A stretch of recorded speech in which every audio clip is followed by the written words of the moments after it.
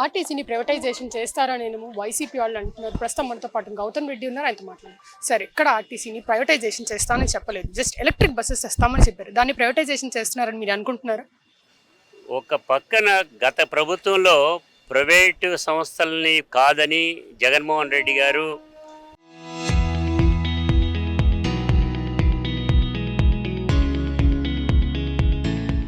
సొసైటీస్లో కానీ కార్పొరేషన్లో కానీ ఉండేటువంటి ఈ సంస్థను డైరెక్ట్గా తీసుకెళ్ళి కార్పొరేషన్లో నుంచి గవర్నమెంట్లో విలీనం చేశారు. విలీనం చేసినటువంటి సందర్భంలో 2,700 కోట్ల రూపాయలు బకాయి ఉంది. ఎంప్లాయీస్ ఇవ్వాల్సినవి కూడా డబ్బులు ఇచ్చారు. ఆ బస్సులు, కొత్త బస్సులు కొనడానికి 700 బస్సులు కొనడానికి డైరెక్ట్గా డబ్బులు 1,000 కోట్ల రూపాయలు వెచ్చించడం జరిగింది. ఇవాళ కూటమి ప్రభుత్వం వచ్చిన తర్వాత వచ్చేటువంటి ఎంప్లాయీస్ అందరినీ కూడా తగ్గించడం అనేటువంటి జరుగుతూ ఉంది. బస్సెస్ అన్నింటినీ కూడా తగ్గించడం జరుగుతూ ఉంది. ఇప్పుడు ఉండేటువంటి రేపు 27వ సంవత్సరానికి వచ్చే 8,100 బస్సు మాత్రమే మిగులుతాయి.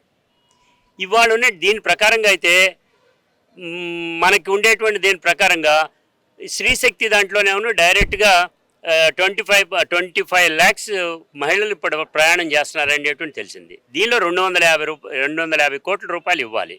అది ఇవ్వకుండా 150 కోట్లు మాత్రమే ఇవ్వడం జరుగుతుంది. అంటే దీని అర్థం ఏంటి? ఇవన్నిటినీ కూడా డిటీరియేట్ చేస్తూ తీసుకురావటం. ఈ బస్సులు వచ్చినాయి, లక్షల కోట్ల బడ్జెట్ చూపిస్తారు మన ఆంధ్రప్రదేశ్ రాష్ట్రంలో. ఈ బస్సులు వచ్చిన సందర్భంగా దాన్ని ఏం చేయాలి? దాన్ని ప్రైవేట్ పరంగా కాకుండా ప్రభుత్వ పరంగానే నడపాలి. దానికి ఏం చేస్తున్నారు? 500 కోట్ల రూపాయలు ఇవ్వట చంద్రబాబు నాయుడు గారి దగ్గర, దానికి తీసుకెళ్ళి ప్రైవేట్ వాళ్ళకి ఇస్తున్నారు. ఇంకా చెప్తే ఆశ్చర్యం అండి, ఈవీ స్టేషన్లు పెట్టడానికి సెంట్రల్ గవర్నమెంట్ 80 కోట్లు ఇచ్చింది. 9 కోట్లు మనం పెట్టాలి, 9 కోట్లు కూడా లేవట మన దగ్గర. అందుకని ప్రైవేటైజేషన్ ఇస్తామని చెప్తున్నారు. అంటే దీని అర్థం ఏంటి? డిటీరియేట్ చేసుకుంటూ వస్తున్నారు ఈ సంస్థను మొత్తాన్ని కూడా. గతంలో కూడా లూలు సంస్థకి ఇవ్వాలని ఇస్తే పెద్ద ఎత్తున మేము ఉద్యమం చేయటం అనేది జరిగింది. ఇవాళ కూడా ఇదే 1 by 1 తగ్గించుకుంటూ రావటం, న్యూ రిక్రూట్మెంట్ లేకపోవడం. 2015-2016 ఆర్థిక సంవత్సరం, 16 ఆర్థిక సంవత్సరం అంటాం. ఆ 16 ఆర్థిక సంవత్సరంలో ఉండేప్పటికీ ఎంప్లాయీస్ వచ్చేప్పటికీ డైరెక్ట్గా 59,000 మంది ఉన్నారు. ఇవాళ 43 నుంచి 42,000 మంది ఉన్నారు. అంటే దీని అర్థం ఏంటి?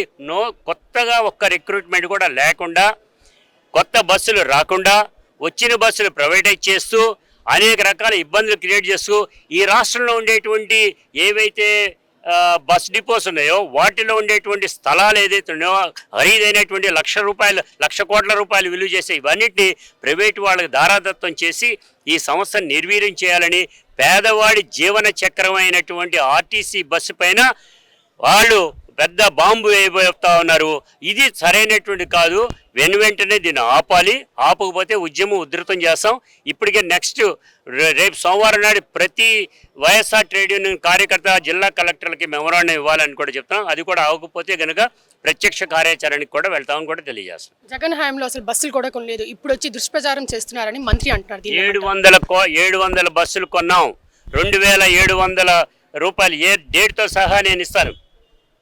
2023లో వైఎస్ జగన్మోహన్ రెడ్డి గారు 700 కోట్ల రూపాయలు వెచ్చించి 1,459 బస్సులు చేస్తే క్రెడిట్ చోరీ అనేటువంటి వింటున్నారు కదా అందరూ కూడా.